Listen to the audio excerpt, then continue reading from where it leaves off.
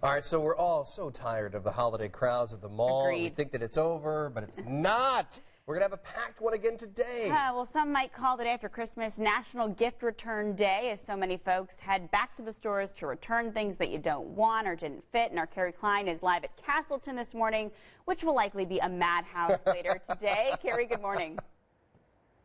Yeah, good morning, Naomi and Carlos. Store employees just now starting to arrive here for the long, crazy day ahead. Yes, they are expecting quite a few crowds as people return items that maybe didn't work out, didn't fit, or maybe they just simply didn't like them. They want to get the money back and buy something they do like. Retailers are expected to have a lot of pressure on them to please the customers, even when customers may be exploiting their transactions. CNBC's Courtney Reagan explains.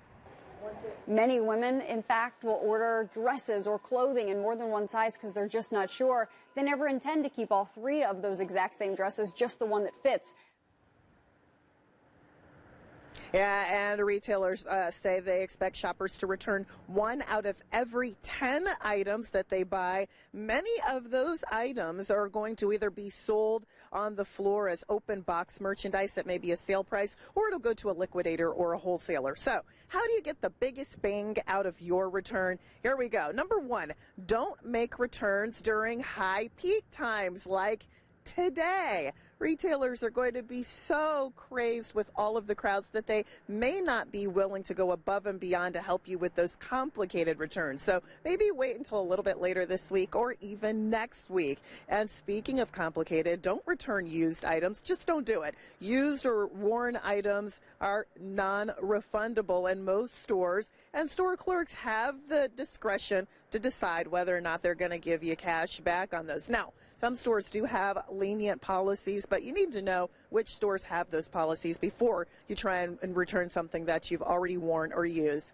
And last but not least, guys, practice kindness. A nice word or 2 or 3 or 4 and a smile will go a really long way on a day like today to maybe prompting that store clerk to go above and beyond to make sure you get what you're after when you go in the store to make that purchase today. So exercise lots of patience and, yeah, be kind. It really does work. It really does help, guys.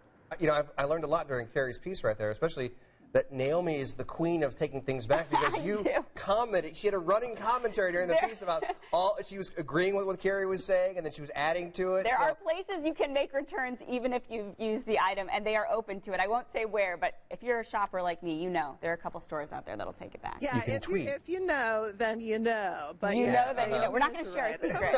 Of experience, yeah. And hopefully you won't run into anyone that bought the gift for you while you're out returning it. That's always awkward. That's not a good thing. Carrie, thank you so much. Well, on the crime beat.